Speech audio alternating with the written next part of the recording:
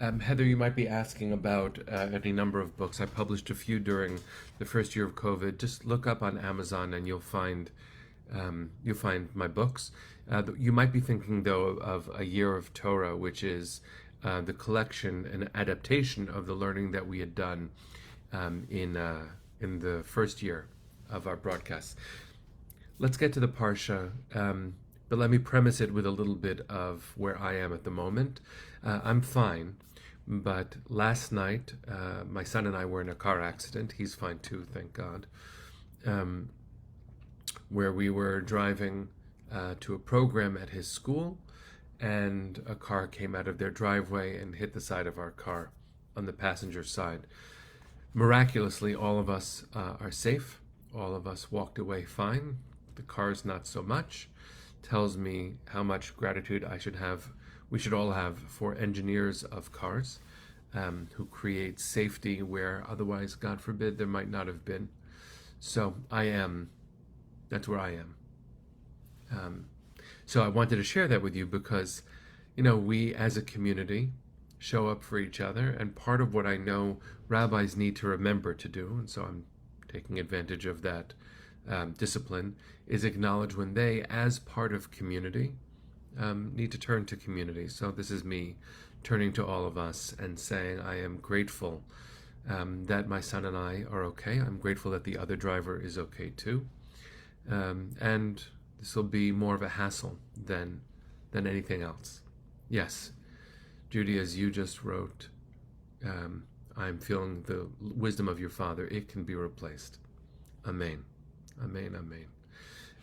And so what I want to do is, in the name of gratitude, share that there's a blessing that tradition has us say when we are in a place where our life has been spared, a place of a miracle. The blessing is to say Baruch Atah, right, God's name, and then you say Shasali Nes Bamakom Hazeh, who made a miracle for me in this place. And I have a friend, my dear friend Alex Weinberg, who's been part of our learning community off and on through these years, who asked me recently for the definition of a miracle. And, it was before last night, and I was calmer thinking about it then. And I said to him that a miracle is when something better than you could have expected happens. Right? Some people call that the hand of God. Some people call that grace or good luck, or many things can be used to describe such an event. But I looked at that moment, and without going too far into it, so I can remain calm while I talk about it, sometimes things are better than you could have possibly expected, even if they aren't perfect. Obviously, perfect would have been no accident, but given that everyone walked away safe, emotionally shaky, but physically okay, that is essential, I think. And so it was nothing less than a miracle. And this week's Parsha gives us an example, a different kind of example of what it is to emerge safely from a situation where maybe that couldn't have been assumed. When Yaakov, who is afraid for his life, when Jacob is afraid for his life, he separates his family so that in the event of a God forbid, some of them would be okay, which is a calculus that I mentioned this week, but it feels pretty different to say those words right now. And then he crosses back over the Yabok River and finds himself alone. Yaakov levado is the phrase. It's a very intense phrase. And he wrestles with an angel or with another, which tradition has always had a very, very complicated relationship with. What is it to be all alone and yet wrestle? That's what leads many of us to believe that he was wrestling with his self, all the past iterations of who he had been. It's also possible, according to the Midrash, that he was wrestling with an angel, and we don't quite know why. But his relationship with God is different than the relationship that his father, Isaac, had with God, different than the relationship that his mother, Rebecca, had with God, different than the relationship that Abraham and Sarah had with God, and that models for us that likely our relationships with God today are also different, even from the one that Jacob had. That's one of the reasons that when we say the Amidah, the central prayer in Jewish tradition, we say Elohei Avraham, Elohei Yitzchak, Elohei Yaakov, Elohei Sarah, Elohei Rivka, Elohei Rachel, Elohei Leah. Every time we mention one of the ancestors, we say the God of, which is a strange thing to say, actually. Couldn't you have said the God of and then listed all of the ancestors' names? Tradition suggests that none of the ancestors, matriarchs and patriarchs, had the same relationship with God, and so it was the God of each of them that I pray to, which empowers me, actually, to have my own relationship with God. Right? Elohei Menachem, in this one moment. It might sound brazen, and that's not actually the words. Those are not the words that come out of me when I pray, but I feel fairly aware in certain moments, including last night and including right now, that my relationship with God is very idiosyncratic. It is completely subjective. It's the face of God that I know, which is a different face of God from even the people closest to me. So last night, when I emerged from my car after making sure that my son and I were okay, I looked out my window, and there was the car that hit us. The front of it was pretty demolished, but I didn't know if the driver was okay, so I left my car, checked on the driver. She was fine, shaky. And then I looked out my window too, looked behind my car, and there was a car that had nothing to do with the accident who stopped as well. And they stayed with us for a half an hour in the very bitter cold, actually, making sure that we were okay. Neighbors who saw what happened or heard what happened came out and offered us water and shelter. Immediately the police came and paramedics came and the fire engines with first responders came, and it was clear to me in that moment that what Jacob says after his wrestling match, where he doesn't quite win, but he doesn't lose, he holds on for dear life, struggling with relating to God, and he says, Vayikra Yaakov Shem HaMakom Peniel. He names that place Peniel, the face of God. Ki ra'iti Elohim panim el panim vatinatzel nafshi. For I have seen God face to face, and my life has been saved. It tells us in moments like the one that I just went through, that it is more than just walking away. It is a moment of radical gratitude. They, as Arlene just said, they were the helpers. That's Mr. Rogers' language. For looking for the people who are good. Look for the good people. There are helpers everywhere, thank God. There are helpers with Walima, our dear friend in Uganda right now, who just said hello, Shabbat Shalom to you. There are helpers all around.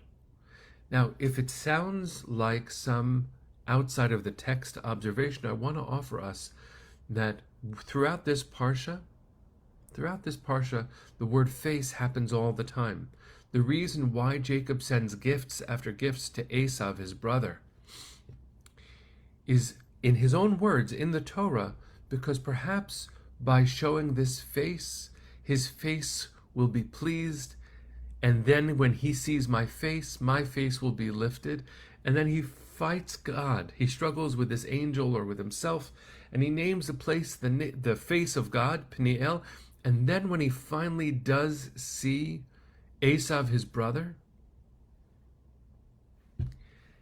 says, why did you give me all this stuff? And Jacob says, because I wanted to. And Esav said, Yesh li rav achi. I have enough, my brother. I have what I need. And then Jacob says something really important, and this is the way I wanted to leave us as we get ready for Shabbat. Jacob looks at his brother, the brother that he's been afraid of, the brother that he's been estranged from after Jacob has hurt Esav so much, and that's how they left. That's how they last saw each other. Jacob says, please accept these gifts, for seeing your face is like seeing the face of God. That's what the text says. One brother says to another, that Jacob says to Esav. And tradition has long interpreted Esav as a scary presence, which is not fair to Esav. I'm sure he was strong and impressive as a human being, but it's so important. It's so important to see that what Jacob says in this moment to Esav is based on an encounter with God that he had when he was all alone across the Yabok. He says to Esav, I see God in your face. I looked at the first responders last night. I looked at the neighbors. I looked at the other driver. And I looked at my son. And I was so grateful. And I remain so grateful for the grace of that moment. Yes, my back's a little bit sore. Yes, as you all are saying with such gentleness, it's going to take some time and I'm going to get back on the road. Don't worry.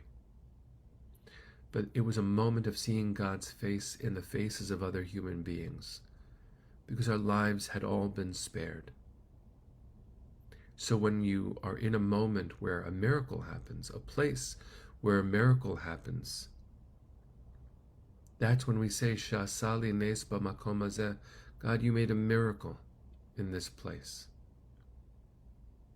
So I wish for us, happy moments, simple moments, where what we share is stable and undisturbed, and we can cultivate gratitude and healing in moments of calm. For me, this isn't quite one of those moments. But I do feel anchored in the world, in this very shaky moment, because of the ritual of finding each other. And I have long taught that ritual holds us steady in a shaky world. I should never miss this chance to say what this moment is for me in a shaky world. Amen, Sandy. I wish for boring. Didn't quite get it last night. But this ritual holds my heart steady. You, all, my community, hold my heart steady. And I'm very grateful for you. I'm grateful for you. I wish us a Shabbat of learning, a Shabbat of breathing, a Shabbat of healing. And I want to really thank all of you, because over this almost 3 years period where we have created something truly precious, I have turned to you sometimes. I think some of us might remember these moments. I certainly do. Where I knew that the community we've created together has been real because I had somewhere to go. I had my 9 o'clock friends. So thank you, in the words of Linda, for being kind souls. Kind souls. So, let's sing our way into Shabbat, friends. I'll do a different melody.